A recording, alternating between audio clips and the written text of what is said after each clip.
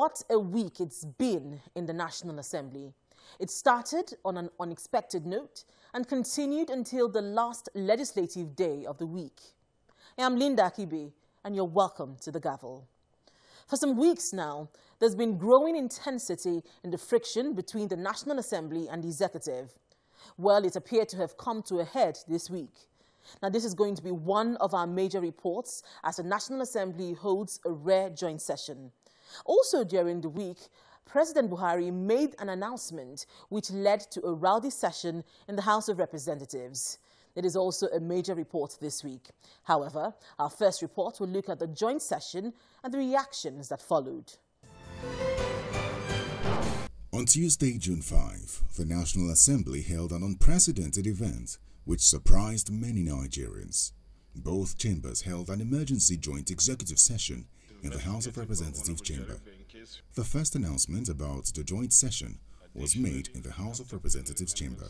I rise to move that this House do admit members of the Senate to a joint session in the House of Representatives. Honorable Speaker, honorable colleagues, I so move. The Senate President made the same announcement in the Senate chamber. The Senate also resolved to sit with the House of Representatives in a closed executive session today to discuss national issues. An emergency executive joint session is a rare occurrence in the National Assembly. What we have had are joint sessions which have been opened for coverage, but not joint closed-door meetings. An example of a joint session recently is the laying of the national budget by President Buhari in the last 3 years. After the announcement in the Senate, lawmakers joined their colleagues in the House of Representatives for the joint executive session.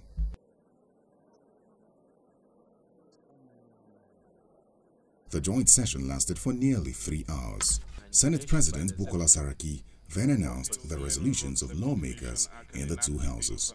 Security agencies must be given the marching orders to curtail the sustained killings of Nigerians across the country and protect the life and properties of Nigerians, as this is a primary duty of any responsible government. 2, the systemic harassment and humiliation by the executive of perceived political opponents, people with contrary opinions, including legislators and judiciary, by the police and other security agencies must stop. We also hereby reaffirm our earlier resolutions of the vote of no confidence on the Inspector General of Police, who does nothing other than preside over killings of innocent Nigerians and outright disregard for constitutional authority of both the executive and the legislative. Lawmakers in their resolutions also sent a direct threat to President Buhari. The National Assembly will not hesitate to evoke its constitutional powers if nothing is done to address the above resolutions passed today. Is this a true reflection of what transpired in the executive? But a lawmaker in the House of Representatives was uncomfortable with a resolution reached at the joint executive session, where both houses threatened to evoke constitutional powers if nothing is done to address the resolutions passed. I am not in support, and because many of us are not in support of threatening the president.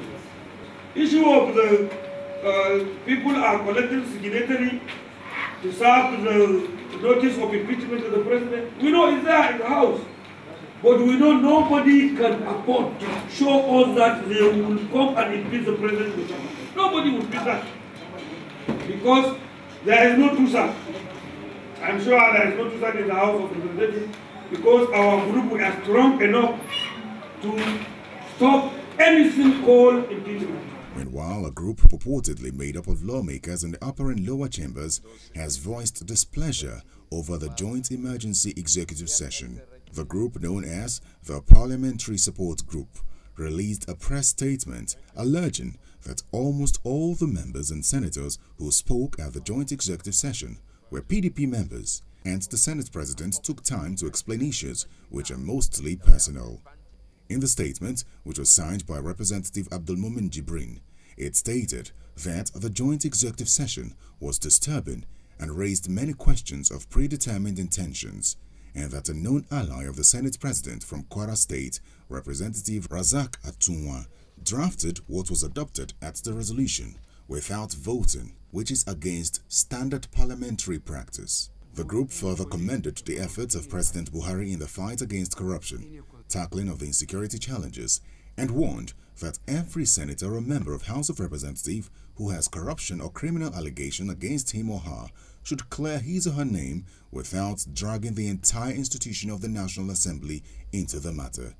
It also noted that the National Assembly should as well look inward and address the issue of suffocating senators and members with dissenting or contrary opinion through coercion or extra-legal means. But some lawmakers in the House of Representatives were displeased by the comments made by Representatives Mohammed Kazaure and Abdulmumin Jibrin. It is an issue, Mr. Speaker, which Honorable Kazaure raised, that Honorable Osai is a leading voice and a leading figure of collecting names to impeach Mr. President. Mr. Speaker, it would have suited me well and I would have been happier if I know that such thing is happening. One.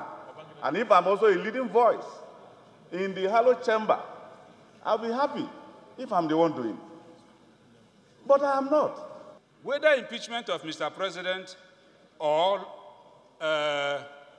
sponsoring a bill or a motion, those are part of the functions of a legislator.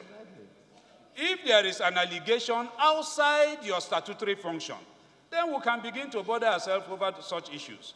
If we are not interested in impeaching Mr. President, you go to sleep. However, the coming days will reveal if the National Assembly will make good its threat to evoke its constitutional powers if President Buhari fails to address the resolutions passed.